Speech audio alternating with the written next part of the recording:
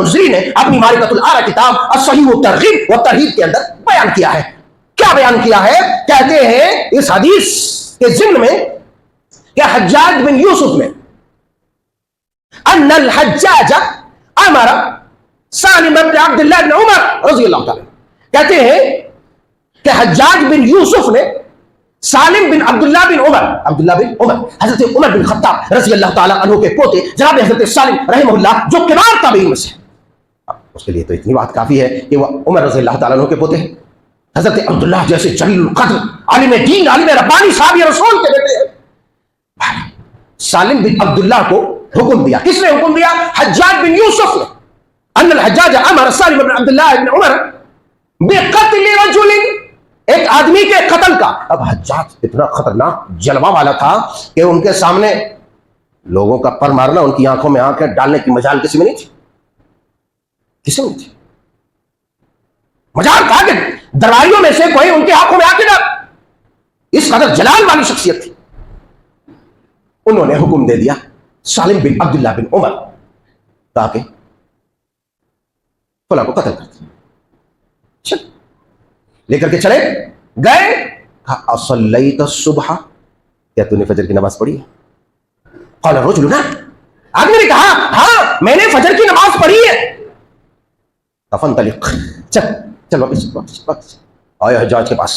یہ جرت تو کوئی صحابی رسول ہی کر سکتا ہے نا، یہ جرت. اور سالم بن عبداللہ بن عمر رضی اللہ تعالیٰ عنہ کے بڑے واقعات حجاج بن یوسف کے. حجاج بن یوسف سے وہ باتیں منوائی جو عام آدمی نہیں منوا سکتا. بہرحال قتل لے کر کے واپس آئے. حجاج نے دیکھا ارے اسے تو میں نے قتل کرنے کے لیے بھیجا تھا، تو نے قتل نہیں کیا. کہا کہ نہیں میں نے قتل نہیں کیا. کیوں؟ کہا کہ حدثني ابي انه سمع رسول الله صلى الله عليه وسلم من صلى الصبح فكان من جوار الله يومه.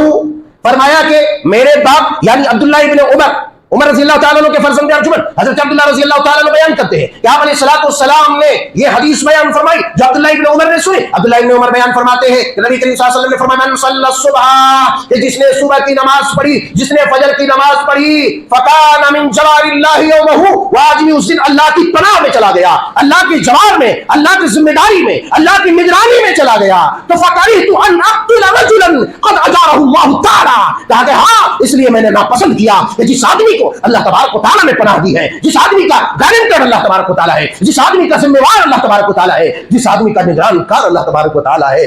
سالم بن عبداللہ بن عمر کی کیا مجال ہے کہ اس آدمی کو قتل کرے. اللہ اکبر.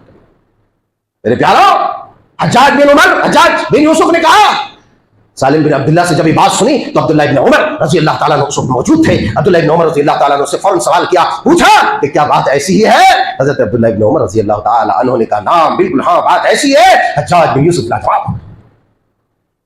میں بتانا یہ چاہتا ہوں کہ امت کے جہالو، جب فجر کی نماز کی ایک کیفیت ہے کہ ایک فجر کی نماز اللہ تبارک و تعالیٰ کو گارنٹڈ بنا دے، اللہ تبارک و تعالیٰ کو تمہارا نگران کار بنا دے. مجھے بتاؤ کون وہ اللہ کا دشمن ہے جو تمہیں غضب پہنچا سکتا ہے؟ کون وہ جو اللہ کا دشمن ہے جو تمہیں نقصان پہنچا سکتا ہے؟ کون تمہاری تجارت کا بھٹا بیٹھا سکتا ہے؟ کون تمہارے جسم کو خروچ لگا سکتا ہے؟ کون تمہیں قتل کر سکتا ہے؟ کون تمہیں مار سکتا ہے؟ کوئی ایسا نہیں. اگر اس نے ایسا کیا تو اللہ تبارک و تعالیٰ اس سے سوال کرے گا، اور جس سے اللہ تبارک و تعالیٰ سوال کرے گا اسے اور منہ جہنم میں ڈال دے گا. میں ایک اور